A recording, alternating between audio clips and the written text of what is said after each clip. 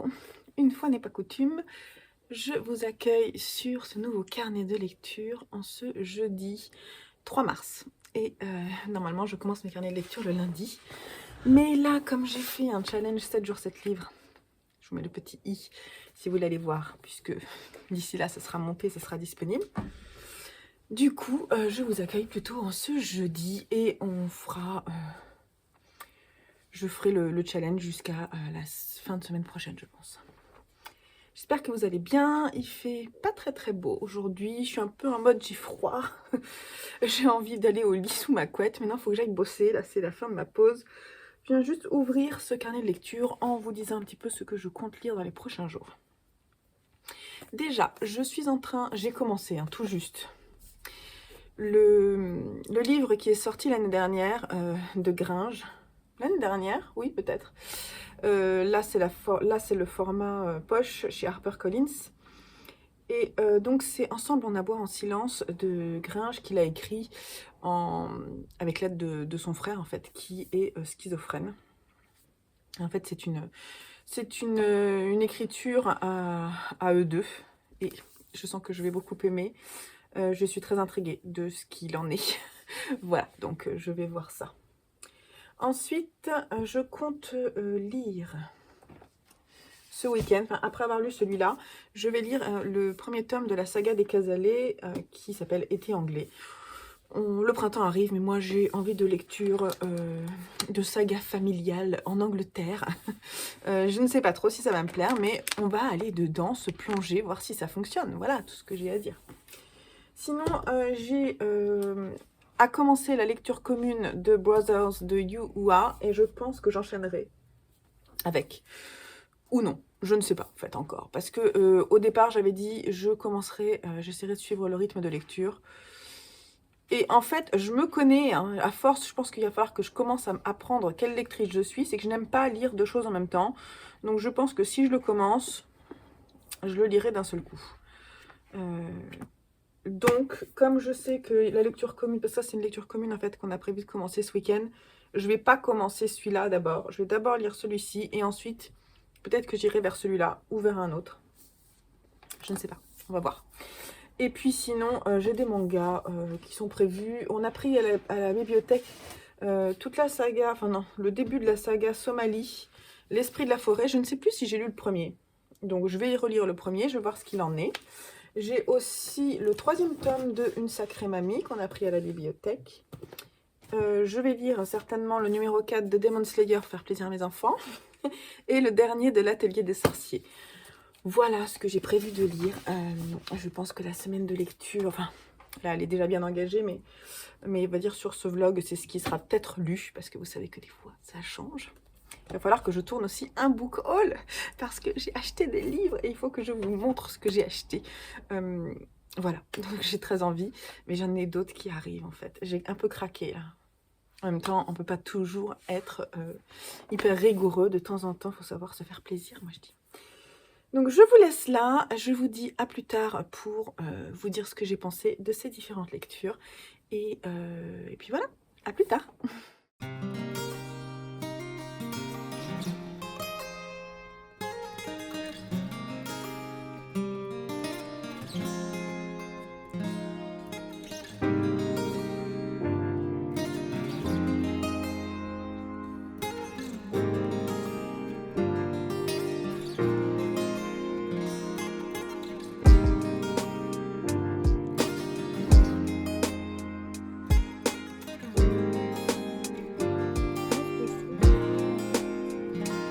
Alors, hello du samedi matin. On va faire un petit point sur les lectures que j'ai commencé à faire. Il y a un reflet qui est très désagréable, donc j'enlève. Je ne suis pas maquillée, désolée. C'est week-end et en plus aujourd'hui c'est compta, donc je vais me maquiller pour faire ma compta. J'ai lu et j'ai adoré ce livre de Gringe, Ensemble on aboie en silence, qui est édité en poche HarperCollins, de la collection Wagram Livres. Oui, il y a écrit, Delphine de Vigan a écrit un récit sans complaisance, une déclaration d'amour fraternel. Oui, voilà, effectivement c'est bien dit, sans complaisance, c'est tout à fait ça. Donc en fait, Gringe va écrire en s'appuyant notamment sur des échanges qu'il a eus avec son frère qui est atteint de schizophrénie et qui est souvent en fait traité, il est souvent dans un centre, il a une vie chaotique et Gringe, Guillaume, de son prénom, Guillaume Tranchant, c'est ça. Guillaume Tranchant va en fait parler de sa relation en abordant le moment où il a découvert en fait que son frère était schizophrène et ce que ça a pu faire sur sa relation qui enfant était assez chaotique comme on a pu le vivre. Moi c'est pareil, on a des relations avec nos frères et sœurs parfois qui ont des passages un peu particuliers, notamment quand on rentre dans l'adolescence, des choses comme ça. Et donc voilà, il parle effectivement sans complaisance de ce qu'il a pu ressentir, de ce qu'il essaie de comprendre de son frère, comment ça fonctionne, des différences entre eux, de ce qui les rassemble, d'essayer de comprendre comment son frère pense, parce qu'il entend des voix, il voit des gens, il entend des voix, et c'est ponctué, en fait, il y a des passages où c'est son frère qui parle, des passages où c'est lui. Au début, on ne sait pas, il nous perd sciemment dans qui parle, on ne sait pas qui parle des deux. Alors c'est pas retranscrit vraiment ce que son frère a écrit, donc en fait il s'appuie vraiment sur des échanges qu'il a pu avoir. Il y a une partie, je crois, à la fin, qui est vraiment écrite par son frère et qui est vraiment touchante. Il y a des passages qui sont en italique. Donc on a l'impression que c'est son frère qui écrit, mais finalement pas forcément. Donc il nous perd vraiment, il s'amuse un peu avec son lecteur. J'ai trouvé ça vraiment bien. J'avais peur que ce soit un exercice raté parce que j'aime beaucoup le personnage de Gringe, j'aime beaucoup ce qu'il fait dans la musique, notamment dans Les Casseurs Flotteurs, j'avais beaucoup aimé, donc c'est un personnage qui me touche. Donc j'avais peur en fait que ce soit raté et je peux que dire que c'est réussi puisque j'ai beaucoup aimé, je l'ai dévoré. Alors c'est un récit assez court, il y a quelques illustrations qui sont des photos de son frère. On sent en fait dans les propos de Guillaume, je vais l'appeler Guillaume, on sent dans les propos de Guillaume tout l'amour et tout le respect qu'il a envers son frère. Ouais, tout cet amour fraternel, quoi. Il y a des images. Là, ça, c'est une photo. Il faut savoir que, pas Guillaume, mais son frère est parti souvent, en fait, en voyage pour essayer de... Voilà, c'est un voyageur dans l'esprit, c'est un voyageur qui se perd, on va dire, plusieurs fois. Il y a des passages très, très poétiques, très touchants. Cette image... Je l'adore. Donc là, on a Gringe et son petit frère. J'ai aussi aimé la partie où Gringe, justement, lui, se livre sur la façon dont il peut parfois laisser échapper sa vie. Il y a un passage qui est très très beau où justement il dit que c'est comme ça, que finalement il est aussi perdu que lui. Il est aussi perdu que son frère et c'est comme ça qu'il se ressemblent en fait. C'est ce côté un peu je ne manquerai pas quelque part, mon esprit vagabonde tout le temps, il sait pas faire, enfin il y a plein de choses qui... voilà. C'est très riche, c'est un récit très riche, très court pourtant, très riche, très touchant. Et moi en fait, j'ai qu'une envie, c'est qu'il écrive d'autres choses. Alors apparemment, c'est faisable qu'il écrive d'autres choses, donc j'ai hâte de lire ce qu'il va pouvoir écrire d'autre. J'espère que je vous aurai convaincu. En tout cas, moi, ça m'a beaucoup touchée.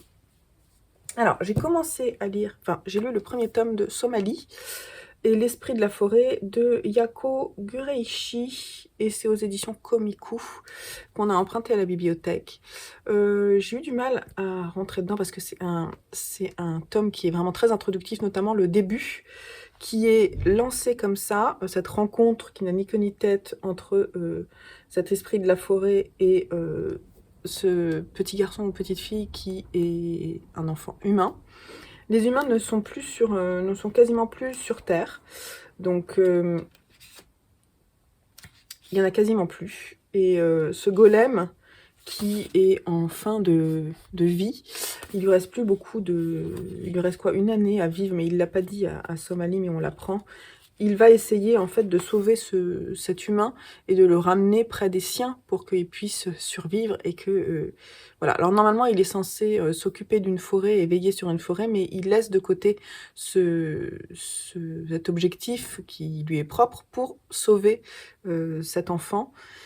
Ce qui est assez étonnant pour un golem, et ce qui est marrant, c'est la façon dont on comprend que petit à petit, finalement, il pourrait ressentir des choses, alors que c'est quand même un personnage qui ne mange pas, qui ne boit pas, qui ne dort pas, ça ressemble vraiment à un robot, mais il a une peau quand même, apparemment, voilà, et il aurait aussi un cœur. Donc j'ai bien aimé la fin, qui m'a donné envie de lire la suite de ce premier tome. J'avais déjà dû le lire, mais j'avais complètement zappé, donc je vais continuer. J'ai les 2, 3, 4 là. Donc c'est peut-être ce que je vais lire ce week-end. Voilà ce que je voulais vous dire. J'ai commencé la lecture de Été anglais, qui peut me plaire. J'ai eu du mal au début. Hier, j'ai commencé à lire quelques pages et puis en fait, j'ai pas eu le temps parce que c'était une journée que j'ai passée avec mes enfants, donc j'ai pas trop lu et je me suis endormie mais super vite. Hier soir, j'étais crevée. J'avais besoin de dormir. Donc là, j'en suis à la page 65, donc je peux pas trop vous en dire grand-chose. Je fais beaucoup d'allers-retours vers là parce qu'en fait, on passe très très vite d'un personnage à un autre et je suis perdue au début. Donc j'ai besoin de savoir où j'en suis. Donc voilà, je vais faire ça. Je vais tourner ma vidéo 3 préférées de février. Et voilà.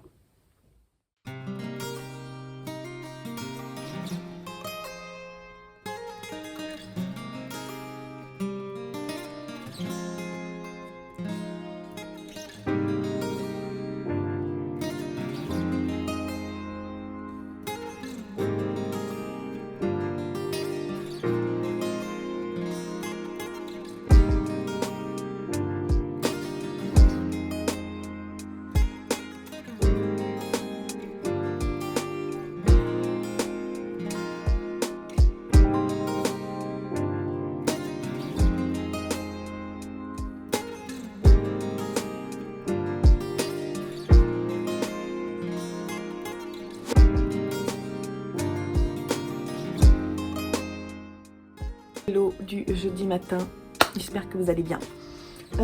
Petite vidéo pour faire un petit point sur les graphiques que j'ai lus. Donc, j'ai lu le 4e tome de Somali. Je ne sais plus si je vous ai parlé des précédents. Je crois. Je sais plus. Voilà, j'ai lu le 4e tome de Somali. Je couperai si la F du montage. Si tu as déjà dit et que tu radotes, s'il te plaît, coupe cette séquence. Donc, l'histoire, c'est... si, je pense que j'en ai déjà parlé. Donc, c'est cette petite fille qui est donc une humaine, dans un monde où les humains ont quasiment disparu et il n'y a que des personnages fantastiques, notamment les golems qui sont des protecteurs de la forêt. Donc, je vais en parler rapidement parce qu'en fait, je suis allée vérifier. Il y a 6 tomes à cette saga et en fait, on était un peu deg parce que finalement, elle est pas mal cette saga. Et en fait, ils l'ont abandonnée chez Komiku parce que l'auteur, le mangaka, a eu des problèmes de santé en 2020. On a regardé, il est super jeune, donc j'espère que ça va. Ça nous a un peu inquiétés. Mais surtout, on est un peu deg parce que voilà, il n'y a que 6 tomes et je ne sais pas du tout comment ça se termine, puisqu'ils sont à la recherche en fait... Ils sont à la recherche d'un endroit où Somali, cette petite fille, pourrait être protégée. Surtout que ce golem est un peu en fin de vie, bien qu'il peut se passer des choses, on ne sait pas trop. Il y a beaucoup d'aventures, mais il y a quand même une quête et j'aimerais pas que ça se termine comme ça. Donc quand j'ai su que c'était abandonné, j'ai hésité à lire le 4e tome. Et puis Joseph m'a dit, mais non, il faut... Joseph, c'est mon fils de 11 ans. Il me dit, mais non maman, il faut que tu lises pour voir au moins jusqu'où ils vont. Et je trouvais que c'était pas bête comme argument, donc j'ai dit ok, d'accord. Bon, j'espère que les tomes 5 et 6 sont à la bibliothèque. En tout cas, on a lu les 4 premiers. Pour mes garçons, relus. Et je ne sais pas s'il y a la suite. Donc bon. C'est un peu... Ouais, je trouve ça un peu... frustrant en fait de se dire que c'est terminé. Mais les dessins sont vraiment... Alors il y a des dessins vraiment magnifiques, j'ai trouvé dans ce numéro 4. Je vais essayer de vous en trouver un. Je sais qu'ils arrivent dans une ville à un moment. Et j'ai fait waouh, quand même, d'accord. Non, ils arrivent dans une forêt. Regardez ce type de dessin. C'est quand même très très beau. J'ai trouvé ça très beau. Et je trouve ça tellement dommage que ça se termine, quoi.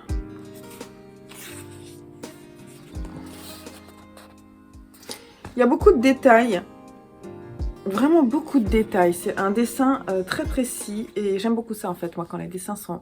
On a envie de s'attarder pour regarder tous les détails du dessin, parce qu'il y a énormément de choses. Sinon, je voulais vous parler de... Ah mince, il est où le second? Ah, il est là. Je reviens. Je voulais vous parler de Bergère guerrière, qui est une BD. Pour le moment, il y a 4 tomes, si je ne dis pas de bêtises. Et c'est un récit de Jonathan Garnier avec des dessins d'Amélie Fléché.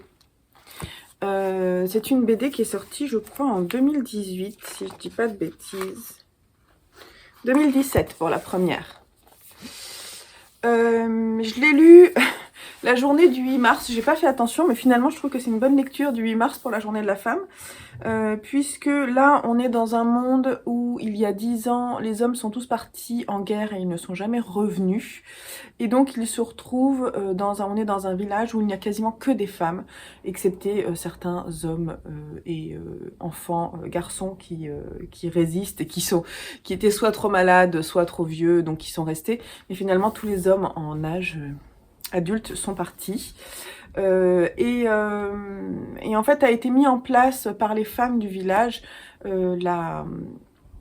comment dire, l'école des bergères guerrières. Et donc en fait c'est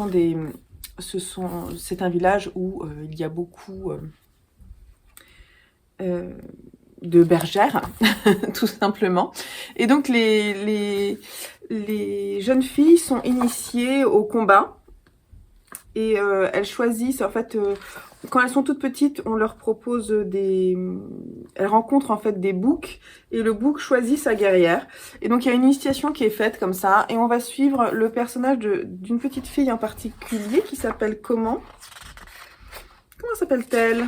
C'est une bonne question. Molly.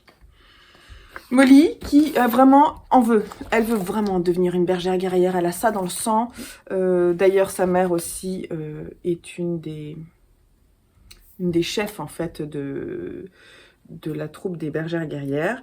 Et donc on a plein d'histoires. En fait, on va suivre ce groupe de jeunes filles dont certaines ont vraiment envie d'être bergères guerrières, d'autres pas du tout, d'autres sont vraiment flippées. Voilà, donc c'est plutôt rigolo. Et elles sont formées par les plus anciennes, et donc il y a des personnages assez forts, souvent de la même famille, donc avec des histoires comme ça.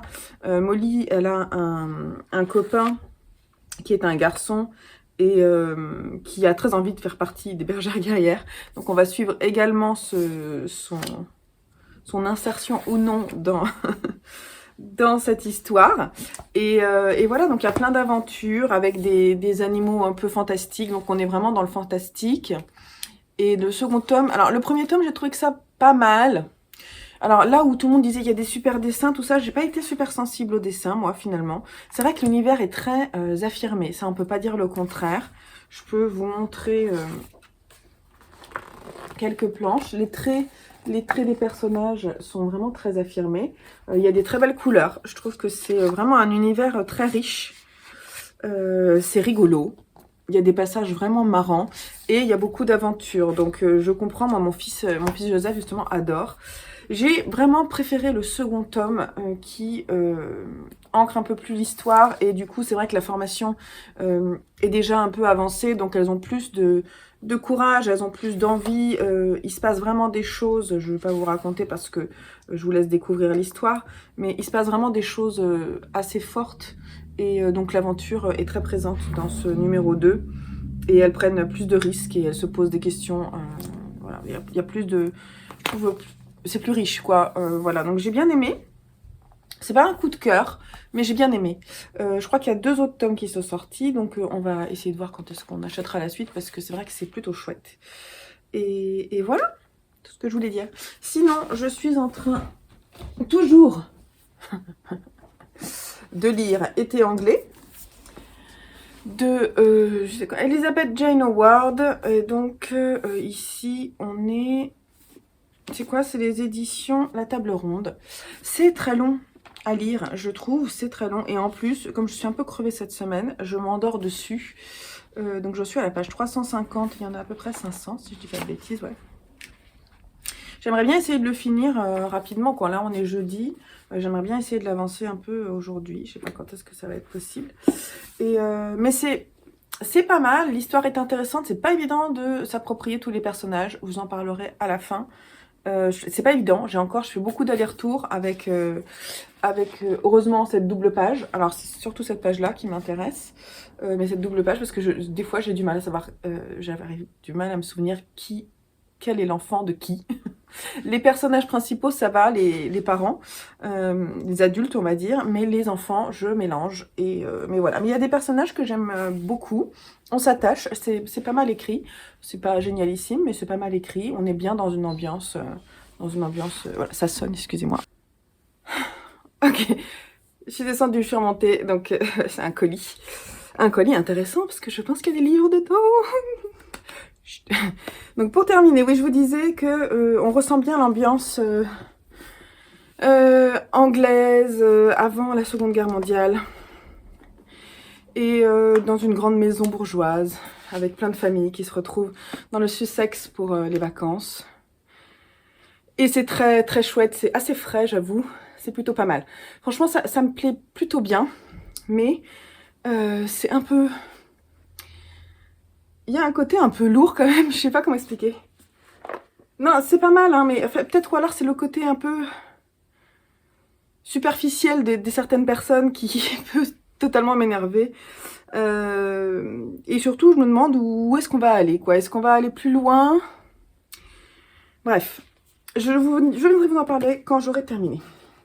Pour terminer, je voulais faire juste un petit peu de promo. Déjà, pour ma boutique, parce que j'ai sorti de nouveaux marque-pages printaniers. Donc, ils sont recto verso. Il y a celui-ci qui est avec plein de petites fleurs. Je vais essayer de vous les montrer un peu mieux. J'essaierai de les filmer, sinon je ferai des inserts. Et un autre qui ira très bien dans l'année asiatique, puisqu'on est sur des fleurs de sakura. Voilà. Toujours recto verso, je vais vous filmer ça. Et ils sont très chouettes, j'aime beaucoup, donc je voulais vous les montrer parce que c'est un peu le moment. Et j'ai une de mes amies qui fait des pochettes à livres, qui m'en a envoyé une qui est très belle. Et pour l'année asiatique aussi, elle est très chouette. Donc je vous mettrai le lien vers sa boutique en dessous. Donc, elle est vraiment très très belle cette pochette à livres. Pareil avec les fleurs de cerisier. Donc sa boutique c'est Ange. Angélique Fouché sur les réseaux. Il y a une petite poche ici, je ne sais pas si je l'utiliserai, mais c'est vraiment très joli parce qu'à l'intérieur de la poche, on a un rappel de tissu. Pour les marque-pages, ça peut être sympa. Là, c'est en coton enduit, là, c'est en simili-cuir, à l'intérieur, c'est en coton. Et on la ferme avec des pressions. Voilà, la prochaine lecture asiatique, ça ira là-dedans. Et je suis trop contente. Merci beaucoup, Angélique, à nouveau. Je l'adore. Voilà, donc je reviens vous voir dès que j'ai un peu avancé d'autres lectures.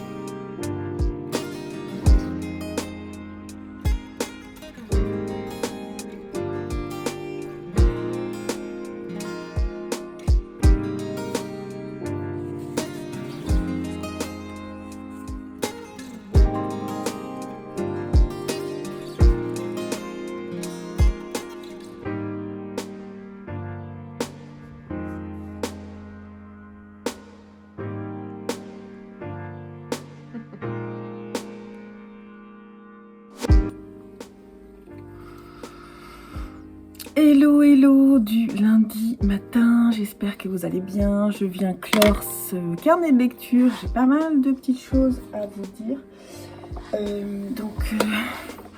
On va commencer. J'ai lu 2 mangas ce week-end. En fait, j'ai pas trop filmé ce week-end parce que, et ça va être pareil pour le week-end prochain parce que j'ai pas mal, en fait, c'est des week-ends d'anniversaire dans notre famille et du coup j'ai la famille qui vient ce week-end, il y a mes parents qui viennent, qui reviennent d'un grand voyage, donc là j'ai pas trop le temps de filmer le week-end, mais c'est pas grave, on se filmera pendant la semaine quand on sera tranquille. Donc j'ai tout ça, j'ai lu des choses et donc il faut que je vienne vous en parler. Donc on va faire rapidement sur les suites de manga. J'ai lu le tome 3 que j'ai fini hier de Chi, c'est vraiment trop choupinou. Il va y avoir pas mal de changements dans ce tome 3 puisque on sent la difficulté que cette famille a à garder ce chat dans son appartement parce qu'ils n'ont pas le droit en fait d'avoir des chats dans leurs appartements et ils sont tellement séduits par Chi qu'ils veulent pas s'en séparer, c'est terrible. Autant le papa que le petit garçon, ils sont vraiment trop choux. Lui, il a qu'une envie, c'est d'aller se balader parce qu'il s'est fait un nouveau copain, un copain qui ressemble à un ours. Et donc il va découvrir la vie, il est vraiment adorable, c'est une petite chatoune. Elle est vraiment trop mignonne et j'ai beaucoup aimé le tome 3, la qualité ne descend pas. Donc voilà, je m'éclate à lire ça, c'est trop mignon. J'ai lu le dernier tome de l'Atelier des Sorciers, c'est le tome 9. Et là où je vous disais sur les, je crois, 6, 7, 8, que je trouvais que le rythme descendait et que franchement on étirait l'histoire pour pas grand chose, j'ai trouvé que ce tome-là faisait remonter l'histoire. Alors peut-être que c'était moi qui étais dans un bon mood, puisque c'était le week-end quand je l'ai lu. J'ai beaucoup aimé. Retrouver donc cette fête, je sais plus comment elle s'appelle, la fête des étoiles, c'est ça? Et donc il participe à cette fête, il y a des images mais tellement belles. Ce que j'aime, c'est la liberté que comment ça s'appelle, Kamome Shirahama prend sur ses planches. Vous avez vu, en fait, il y a un moment on parle en fait de l'histoire de la fête des étoiles, et donc on est dans un livre, et en fait on est dans un livre, et les personnages dépassent des cadres. J'ai trouvé ça vraiment très très beau. Les dessins m'ont vraiment subjuguée. Il y a tout un jeu parce qu'ils se baladent. Donc là il y a un jeu de piste, un jeu de loi. Je trouvais ça très mignon.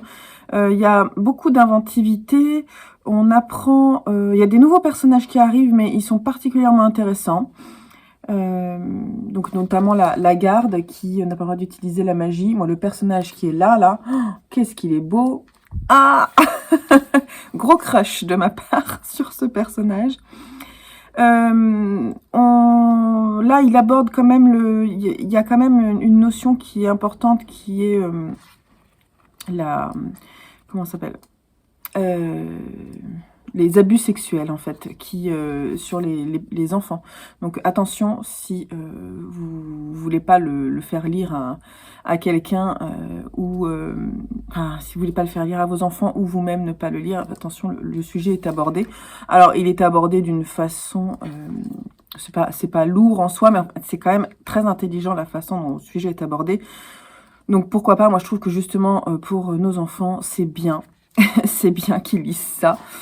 Et voilà, je peux que vous conseiller à nouveau, je suis à nouveau très heureuse d'avoir lu, mais regardez-moi cette illustration. C'est de toute douceur, grâce, superbe. Et l'histoire reprend, donc moi je suis très contente. Pour mes enfants, j'ai fini de lire, je vous remontre vous avez vu ce joli marque-page avec des fleurs pressées. C'est mon amie Cyrielle qui m'a fait ça et donc je l'adore. Par contre, ce que je vais faire, c'est que je vais peut-être biseauter un petit peu parce que tendance à faire mal au bord, mais sinon, j'adore. Donc, on a lu, je leur ai lu en fait le soir avant de se coucher, la mythologie viking de Neil Gaiman, et j'ai beaucoup aimé lire ce que je vous disais quand j'ai lu Loki et la prophétie du Ragnarok dans la collection RBA. J'ai moins aimé l'écriture, et là l'écriture de Neil Gaiman, moi j'ai trouvé ça mais passionnant, j'ai trouvé ça marrant. Bien sûr les personnages de Loki, de Thor, d'Odin, enfin c'est vraiment très instructif, Heimdall, je trouvais que c'était autant instructif que passionnant. Donc si vous aimez la mythologie viking, je peux que vous le conseiller. On est de la création des dieux et de l'univers des dieux jusqu'à la fin de Ragnarok, là, le destin final des dieux. Et j'ai trouvé ça super, vraiment.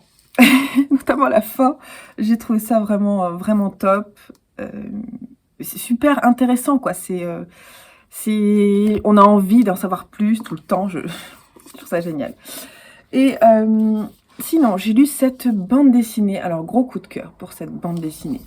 J'en ai entendu parler dans ma recherche de bande dessinée dans le cadre de l'année asiatique.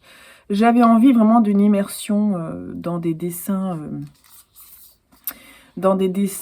poétiques à l'image du Japon. Je sais plus comment j'ai trouvé ça. Je pense que dans des recherches sur internet, je suis tombée sur cette bande dessinée qui était largement recommandée, qui n'est pas du tout écrite par des auteurs asiatiques. C'est écrit par Maël et illustré par Boza. Et alors, quelle beauté! Mais alors, quelle beauté! Il faudrait que je vous... Là, ce sont des calligraphies de Pascal Krieger. Il y a des calligraphies. C'est trop beau. Alors, dans le cadre... J'ai eu du mal, en fait, à comprendre qui faisait quoi. Maël Boza, l'encre du passé. Calligraphie de Pascal Krieger. Oui, parce que les calligraphies qui sont à l'intérieur, en fait, donc c'est l'histoire de ce calligraphe, cet homme-là qui est un homme dont on connaît très peu. On sait juste qu'il pratique son art et qu'il le vend. En revanche, il ne s'est pas installé dans une ville, il voyage.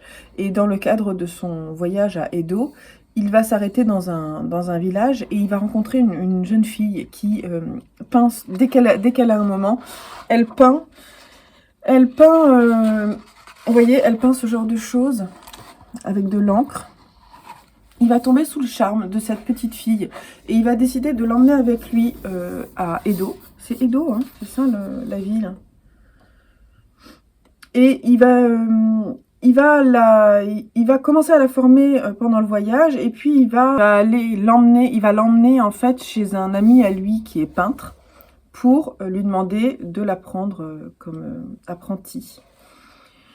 Et l'histoire est extrêmement simple, elle est très douce et très émouvante parce qu'il y a des choses qui ne sont pas dites mais qu'on comprend par les images. Donc il y a d'énormes planches comme ça, sans texte, où vous allez vous perdre dans la beauté des... Mais alors, que dire? Toutes les bulles, enfin je sais pas comment on appelle ça en fait, les quadrillages de la planche, quoi, toutes les planches m'ont laissé vraiment sans voix tellement j'ai trouvé ça beau. Mais regardez cette lumière quand même. Je ne sais pas, je vais essayer de vous en montrer d'autres. J'ai trouvé ça tellement beau.